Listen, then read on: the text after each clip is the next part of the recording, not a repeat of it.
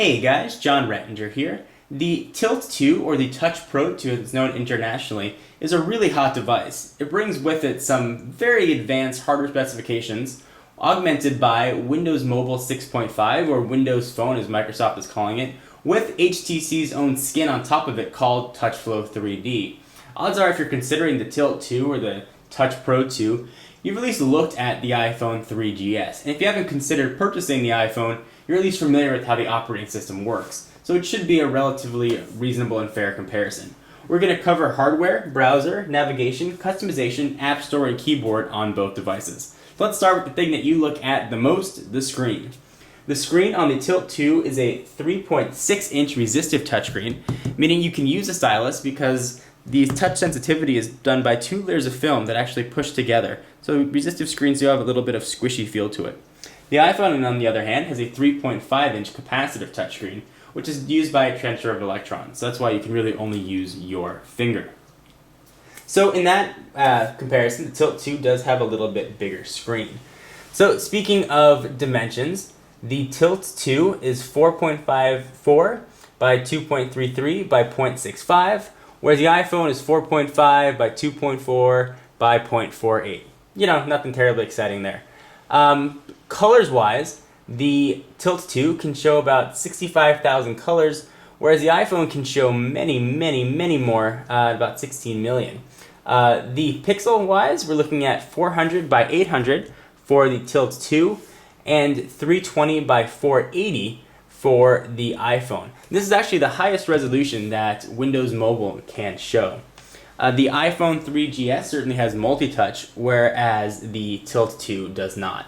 From a battery standpoint, we're looking at talk time of 7.5 hours for the Tilt 2 and 12 hours for the iPhone 3GS, but we get 475 hours of standby time for the Tilt 2 and only 300 hours of standby time for the iPhone 3GS. So enough of this non-screening on comparisons. Let's talk about something that we can actually see. Let's turn the screens on for each.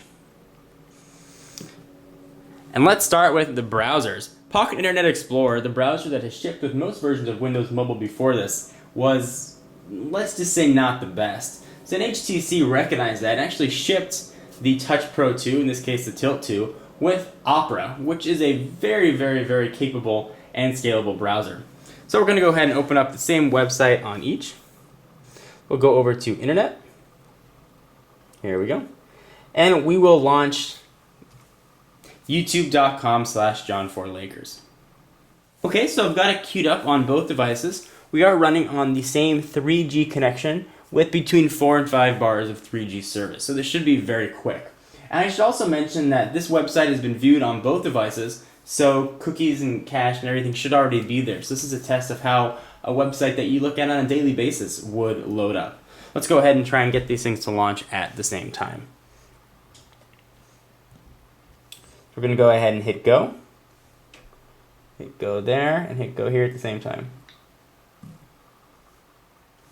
Alright, and we are off. And certainly your 3G speed is going to vary depending on where you are, but at least running on the same network should be a pretty fair test. So it's already loaded on the iPhone 3GS and it's still rendering here on the Tilt 2. Now, in the interest of brevity, I'm going to limit my browser comparisons to just one website. Otherwise, this is going to end up being a 20 to 30 minute video if I do a few tests. But suffice to say, in all the tests that I have run, the iPhone 3GS does render pages, no matter what page it is, just a little bit quicker. So now that both pages are up and ready to go, let's take a look at navigation and how the site looks. So both have an accelerometer, so I can turn it and it will rotate, as you can see. Now, navigation is a little bit interesting on the Tilt 2. You don't have the multi-touch you might be familiar with on the iPhone. Navigation is done via two ways. You can either double tap to zoom in on an area. Otherwise, there is a zoom bar across the bottom that allows you to zoom in and zoom out. Scroll in and scroll out. Now, it does zoom in a little bit of an arbitrary area, so you got to sort of pan around to get where you want to go. But it does definitely function how you would expect it to do. Now there's a little bit of a buffering time like you saw there at the checkerboard platform, but scrolling is smooth and you can definitely get around anywhere you'd like on the website. It's worlds better than Pocket Internet Explorer if you've ever used that. It's a very, very capable HTML browser. On the iPhone, for example, you can do that same double tap. Scroll around.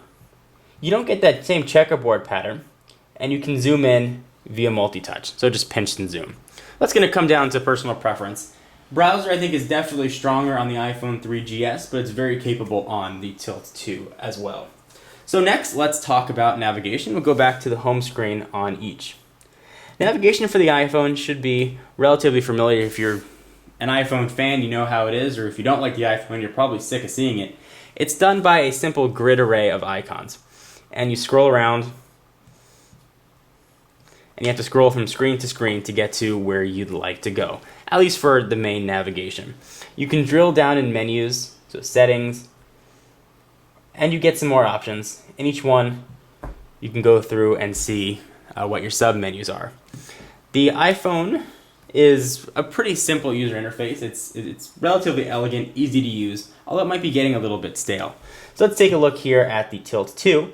This again is running Windows Phone or Windows Mobile 6.5 with TouchFlow 3D on top of it. This navigation is done by its main bar across the bottom.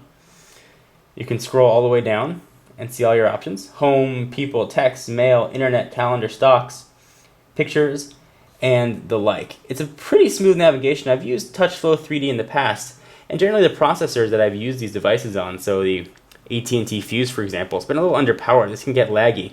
The Tilt 2, however, its processor is quite fast, and it can handle the quick scrolls. So it does actually end up being very smooth and a nice and easy to use interface. TouchFlow 3D makes Windows Mobile, I think, very finger-friendly as well. So if you're a corporate user that's used to Windows Mobile, this is going to be a very pleasant surprise to you, and things actually work and are really zippy. The Start menu that you've seen in most Windows Mobile phones is gone, replaced with this sort of honeycomb-looking grid array, which, as far as looking at programs, is quite easy to use when there aren't that many on the list. But if you go into something like Settings, for example, I will go to System. When there's quite a lot to look at, it can be hard to find where you want to go. Although overall, I definitely prefer the honeycomb array to the old sort of list that was found in Windows Mobile. This one's really going to be a draw depending on what you're used to. If you want the simplicity and elegance of the iPhone, it's a great way to go. Looking for the customization and the more exchange synchronization and some more advanced features, and especially a more open platform, the Windows Mobile is really going to be a very solid way to go now. So speaking of customization, let's talk about that. On the Tilt 2, really you can customize everything. Programs like SPB Mobile Shell or registry tweaking and hacking are pretty simple to use and install, and you can make the Tilt 2 really do anything that you'd like. You can change the home screen, you can put in video wallpapers, you can customize the tabs on the bottom. That's one of the nice things about Windows Mobile is that it's open and you can customize everything on here. On the iPhone 3GS, it's certainly not that customizable. Apple is really limited in what you can do.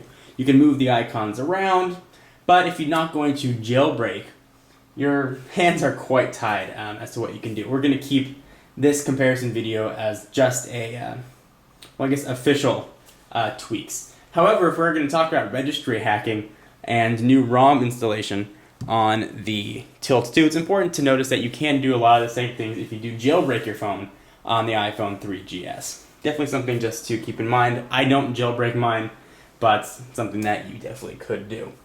So one of the other new things that came with the Tilt 2 in Windows Mobile 6.5 is a new marketplace.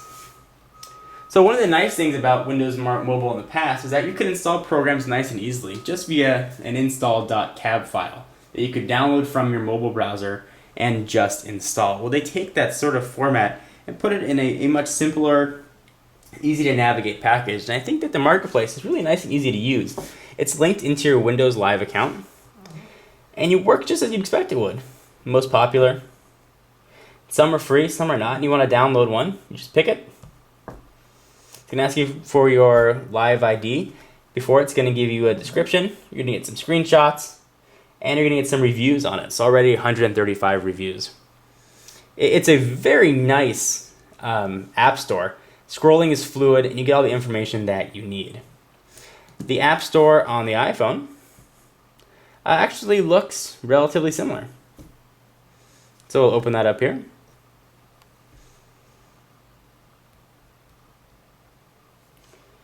And you can view it by featured categories or top 25. And if you want to buy something, it's linked to your iTunes account. Certainly, if you're going to talk about how the app stores behave, it's got to be a draw.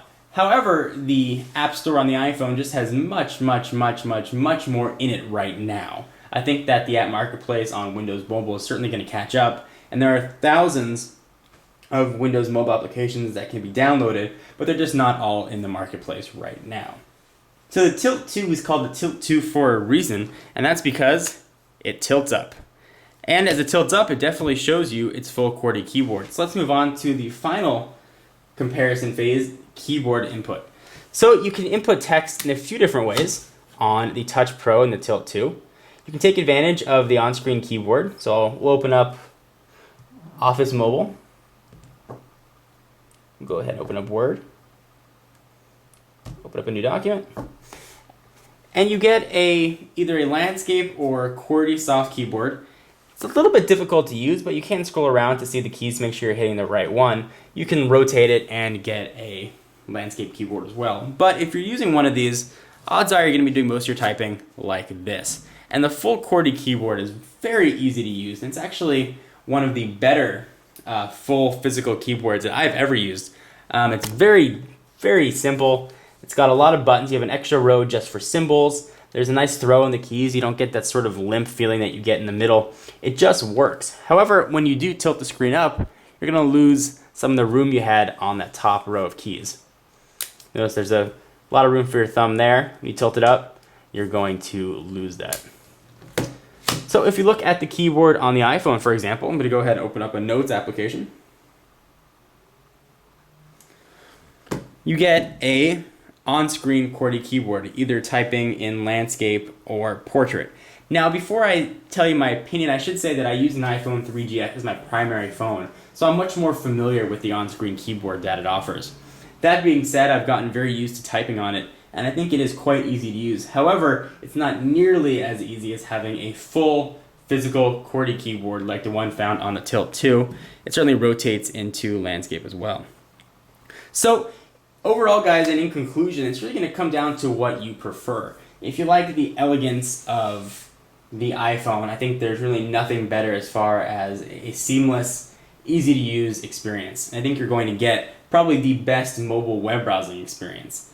So if that's important to you, if web browsing is of paramount importance, and if you like picture viewing and video viewing, and most of your videos are done through iTunes and your songs are all downloaded through iTunes, it's going to be tough to beat the iPhone 3GS. However, if you want more customization, a more open platform, the ability to sort of tweak it and have access to a few more file formats, you can put a ton of different video and audio formats on the Tilt 2 using its media player and built-in audio players. It's a great way to go as well. It's going to come down to what you prefer.